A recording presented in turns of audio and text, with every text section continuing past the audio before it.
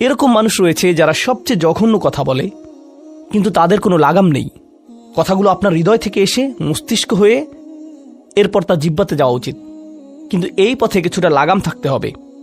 আমার হয়তো এটা বলা উচিত না, আমি কিছু একটা অনুভব করছি, হয়তো গালি বের হয়ে যাবে, সেটা গলায় পৌঁছে গিয়েছে, কিন্তু সেটা আমার মুখ দিয়ে বেরিয়ে আসা উচিত না, আমার সেটা গিলে ফেলা উচিত। কিন্তু কিছু মানুষ রয়েছে তাদের মাথায় যা আসে তাই বলে ফেলে। কারোর সাথে আপনার 6 মাস পরে দেখা হলো কোনো একটা পার্টিতে, ঈদের সময় অথবা অন্য কোথাও, হে আসসালামু আলাইকুম, আপনি তো মোটা হয়ে গেছেন, সবার সামনেই। এটা কেমন কথা? আপনি এটা মনে মনে আনতে পারেন আর নিজের মনে মনে মাশাআল্লাহ বলতে পারেন, কিন্তু সবার সামনে কেন আপনাকে এই কথা বলতে হবে? হেই, তুমি তো কয়েক বছর আগে পড়ালেখা ছেড়ে দিয়েছিলে, এখনো পাশ করনি, এখনো ফেল অবস্থাতেই আছো। মানুষ আপনাকে এরকম কথা বলে আর এটা আপনাকে রাগান্বিত করে। এই অবস্থায় কি করবেন?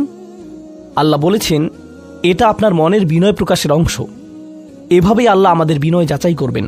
আর প্রসঙ্গক্রমে তারাই হয়ে থাকে আমাদের সবচেয়ে কাছের মানুষ, যার অর্থ আপনি এই ধরনের পরিস্থিতিতে বারবার বারবার বারবার পড়বেন। কিভাবে এটা থেকে বেরিয়ে আসবেন?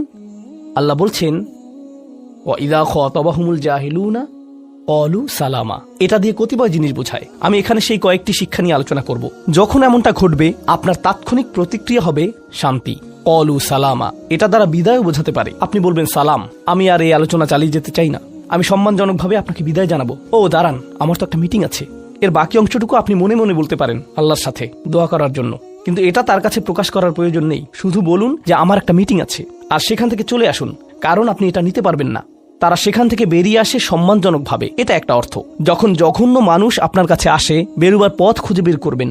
কোরআন এই সূরাতে আরো পরে যা বলেছে যে মাররু কিরামা, সম্মানজনকভাবে তারা এটা অতিক্রম করে চলে যায়। কিছু কিছু মানুষ আছে যারা এমন কথা বলতে চায় যা আপনাকে রাগান্বিত করবে। তারা আসলে এটা করে মজা পায়।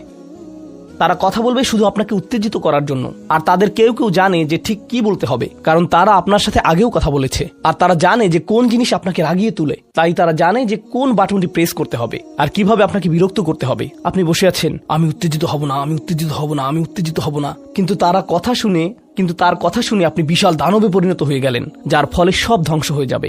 আর সেই ক্ষেত্রে আপনাকে আগে এটা রোধ করতে হবে। আপনি এখানে কথা বলতে পারেন আর বলতে পারেন যে দেখুন, আমি এই বিরোধ চাই না, আসুন শান্তিপূর্ণ সময় ব্যয় করি, আসুন এই বিষয়টা নিয়ে আজ আর কথা না বলি, এতে অনড় থাকুন। এটা দিয়েও ক্বালু সালামা বোঝায় আমি আপনার সাথে ঝগড়া করতে চাই না, আমি শুধু চাই আলোচনাটা যাতে কুৎসিত পথে এগিয়ে না যায়। কখনো কখনো আমরা ভদ্রতা দেখাই, আর সেই সুযোগে মানুষ আমাদেরকে অসম্মানজনক কথা বলতে থাকে, এবং আত্মবিশ্বাসের সাথে মানুষকে জানিয়ে দিবেন যে তাদেরকে থামতে হবে, তারা সীমা ছাড়িয়ে যাচ্ছে। এটা সঠিক নয়, এমনটা করা সম্মানহীনতা নয়, শিষ্টাচার বহির্ভূত নয়। আপনি নিজের জন্য রুখে দাঁড়াতে পারেন, কিন্তু এটা শুধু মর্যাদাপূর্ণ উপায়ই করতে হবে, এমনভাবে যা শান্তিপূর্ণ। এছাড়াও সালামা শব্দটিকে অনেকেই অবস্থা হিসেবেও দেখেছেন। অন্য কথায়, যখন তারা জবাব দেয় তারা পরিপূর্ণ শান্তিপূর্ণ অবস্থায় থাকে, এটা ভিন্ন একটা অর্থ। যখন জঘন্য মানুষেরা আপনার সাথে কথা বলে, তারা আপনাকে বিরক্ত করে, তারা রাগান্বিত করে, তারা মিথ্যার পর মিথ্যা, মিথ্যার পর মিথ্যা, মিথ্যার পর মিথ্যা বলে, আর আপনাকে সেখানে বসে এটা শুনতে হয় যেন এটা সত্য। আর তারা এটা অন্য মানুষের সামনে বলে, আর আপনি কোনো কারণ ছাড়াই ঝামেলায় পড়ে যান। যখন আপনি জবাব দেন, আপনার জবাব যাই হোক, জবাবটা শান্ত হওয়াটাই উত্তম। যখন জবাব দিবেন, আপনাকে শান্ত এবং পরিশীলিত হতে হবে। এটাই ক্বালু সালামা। আর যারা জীবনে এটা ধারণ করতে পারে, তারা আল্লাহর কাছে বিশেষ মানুষ, ইবাদুর রহমান।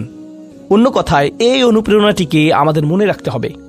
সেই রকম সময়ে যেই ব্যক্তির সাথে আপনি কথা বলছেন সে এর যোগ্য না, বরং সে হয়তো চপটাঘাত পাওয়ার যোগ্য। আপনাদের কেউ কেউ হয়তো প্রতিউত্তর দেয়ায় খুবই পারদর্শী, কেউ হয়তো আপনাকে বিদ্রুপাত্মক কিছু বলছে, আপনি তাকে কথা দিয়ে পিষে ফেলতে পারবেন। ও মাই গড, আপনার মাথায় যে জবাবগুলো আসে, তালিকা করা একাধিক জবাব, আমি কি এ বি সি বলবো নাকি উপরের সবগুলো একসাথে বলবো, আপনার মাথায় এটা চলছে। আর সেই মুহূর্তে যখন আপনি বিরত হওয়ার সিদ্ধান্ত নেন, কঠিনভাবে না বলার, প্রতিক্রিয়া না দেখানোর, শান্ত থাকার সেই শক্তি অর্জনের জন্য আপনার আর আমার অনুপ্রেরণা যা হবে তা হলো, আমি ইবাদুর রহমানের মধ্যে সামিল হতে চাই। আমি ভুলে যাব যে আমি এই অপ্রীতিকর কথোপকথনে রয়েছি, কারণ এখনই আমি আল্লাহর সংস্পর্শে রয়েছি, আর তার বিশেষ রহমত আমার উপর বর্ষিত হচ্ছে। সেই জন্যই তিনি আমাকে এই পরিস্থিতিতে ফেলেছেন, যাতে আমি তার নৈকট্য অর্জন করতে পারি। এটা আসলে একটা আশীর্বাদ।